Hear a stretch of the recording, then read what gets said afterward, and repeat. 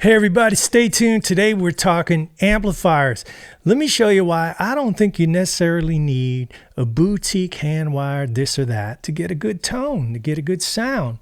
And to prove my point, I dusted off one of my old favorite beater amps, and I'm going to demonstrate, hopefully convince you that this is the case. Stay tuned.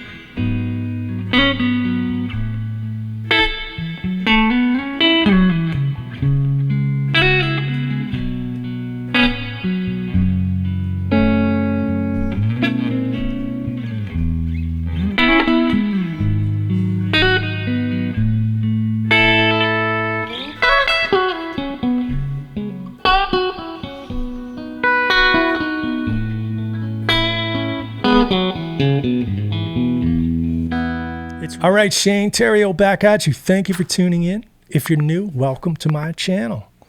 I don't necessarily do a lot of gear equipment stuff on my channel. I have done some in the last year. Did one on the Fender Twin, did one on some small amps I like for recording, but generally not. But here we go. I thought this would be fun. I recently got this amplifier back. I leave it at a friend of mine's studio here in Los Angeles for rehearsal and stuff. But man, every time I plug into it, it just reminds me of how good it sounds. And let me tell you a little story about it. This is a 1993 Fender Blues Deluxe amp. I bought it somewhere around 1997, 98, I don't know, from my friend Andy Reese in Nashville. Andy's a great guitar player, plays with the Time Jumpers. Shout out to Andy. I think I probably paid $375 or $400 back then. And, this amp has seen a lot of miles. I've made a lot of music with this amp. And I'll tell you a couple things about it for the gearheads out there. Maybe you'll find interesting. So, it's a couple of things I've done to it over the years. First of all, people like to shit on these amps online if you read about Blues Deluxe. Yes, they're not built like the old Fenders. I know, I have old Fenders. But something about it, man, I don't know, I just like it. And back then, I only had two amps. I had my old Twin that I still have, and I had a Bassman that I still have that's up in New York in Carthage for Darryl Hall, live from Darryl's house duties. That's all I had for years. And then I got this Blues Deluxe because I wanted something a little lighter. Like that was lighter. It's not that heavy to drag around Nashville for sessions when I lived there. And man, I did a lot of work with this amp for years. That and a tube screamer, a little pedal board. It's all I needed. If you have my solo record, Highway 90, a lot of people like that record. The tones, what did you use? That's what I used. This amp is basically that whole record is this Blues Deluxe with some pedals. But on the intro jam, I was just using the overdrive channel on the amp, which, it's not great, but I can make it work. I think it sounds pretty good. It's got kind of a spongy thing to it. I don't know if they're trying to emulate a Tweed amp or whatever it was back then. All right, so let me tell you a little bit about what's been done to this amp. For 20 years, over 20 years, I didn't do anything to it. And let me tell you, this thing, I beat the hell out of this amp. It got dragged around with no flight case everywhere. I mean, it was in a basement that got flooded. Worked great for years and years and years, and it never gave me any problems at all until maybe 4 years ago. It might be close to 5 now. I had it in my studio in New Orleans, and it just started sputtering. And I took it to my friend Ronnie Clark in New Orleans. Shout out to Ronnie if you're ever in New Orleans. Ronnie had this patience of a saint, took this thing apart a few times, and it's not easy to work on. Yes, I know, for the techs out there, I've heard. But he fixed it, And he did some cool things to it. He changed all the caps and, did all that. He fixed he put a new speaker cable on it. And what else did he do to it? He changed the jacks to like hardwired switchcraft jacks instead of the plastic ones because it's not built that great. I changed the speaker, which is a great tip for you. If you have one of these, put a Vintage 30, Celestion Vintage 30 in it. Man, it really opened the amp up. It sounds great. It gives it some mids because the amp is scooped sounding. Another thing that seems to be problematic on these amps, and I'm not a tech guy, I think they're called the resistors or whatever, the big grid resistors. They overheat and they burn the board. So Ronnie put some new ones and he lifted them and he epoxied the hell out of these things. You could see them, so they ain't going anywhere. So he told me, he's like, I'm not going to charge you again for working on this, but I never want to see the amp again. Then I moved to LA a couple years ago and it acted up again. So I took it to Stan Cody, who I happen to know here in Los Angeles. He's like the Fender genius who designed a bunch of these amps. He designed the Mike Landau amp and all that. And Stan took it and went through it, and it was just a solder thing. It just needed to be retouched. He goes, man, this thing will be good for 20 more years. A few years back, I got a call from Robin Ford to go up, and it was actually to do a tour. I couldn't do the whole tour, but I did one gig with him in Nashville, and I didn't have an amp with me. And I just threw this amp. All I had was the Blues Deluxe. So I threw it in the car and drove up to Nashville and did the gig. And I remember Robin was like, at soundcheck, he said, well, I brought an amp for you to use. It was one of his amps. And I just said, man, I'll just use this because I know what it sounds like. I just know what it works with any pedal, any guitar. That's one of the beautiful things about the amp. And Robin actually commented he thought it sounded great too. So.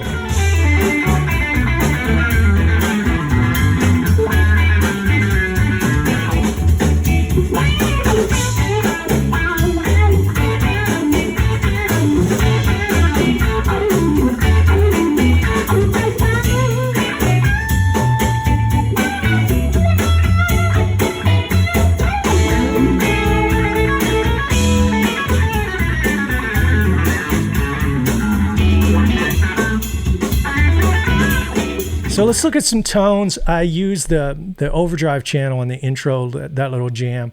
A lot of people don't like that channel. It's good for certain things. I think it sounds pretty good. I can make it work, It's definitely got a spongier tweed kind of sound. But the clean sounds, I'm just plugged straight in.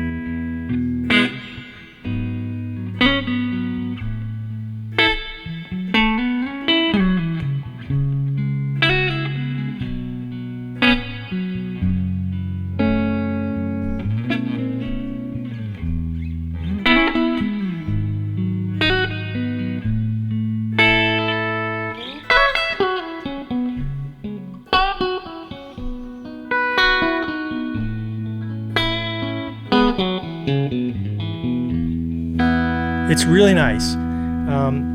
It's very, if you guys have played that Michael Landau amplifier that Fender came out with, Stan designed that amp. He's the guy that worked on this amp for me. Just did some repairs. It's very similar to me with the Vintage 30. I actually played through Landau's amp at the Baked Potato. I used it to do a gig of mine. And I played through his personal amp for the gig, and it's very reminiscent of this, right? So this amp, just to be clear, doesn't have any mods on it. It's been recapped, and then he put like a little hole in the back with a little wire so you wouldn't stick your finger in there, and just to let the heat out, which I thought was a cool little idea. So that was Ronnie Clark in New Orleans. If you're ever in New Orleans and need some amp stuff, Stan Cody from Fender actually took it to his house and went over it for me. And, I told him, I said, man, a lot of these amps don't get love online. Like people just shit all over them. He goes, yeah, but you know how many tens of thousands of these amps Fender made and they're still running? It's true. You don't really, you read about the stuff, but then in reality, the stuff works for a long, long, long time. I mean, come on. So those are some clean sounds. If you put, I just have a tube screamer. It sounds great.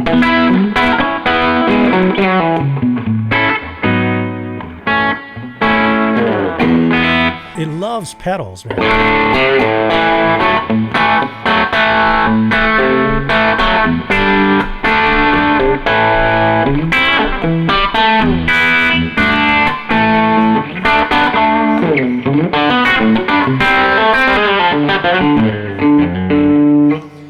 It always feels good to me. I always like coming back to this amp. So if you have one and you know you've been reading stuff online going, man, this thing's junk, I don't know why I bought it, put a vintage 30 in it. Try it out. I really think it was a great upgrade for the amp. All right, folks, that's it today. Thank you for tuning in. Please give me a like, subscribe. I'm trying to get to 20,000 subs, which, God, that seems like nothing compared to my pals who have 100, 150,000 subs. But if you like it, hey, it doesn't cost anything. Just click it, share with your friends and family. And if you like my teaching style and the other videos, check out my teaching course I have on rhythm guitar called Deep Pockets Rhythm Guitar Mastery. And there's all kinds of groove stuff in there. I'll see you next time. Stay funky. Shane Terrio out.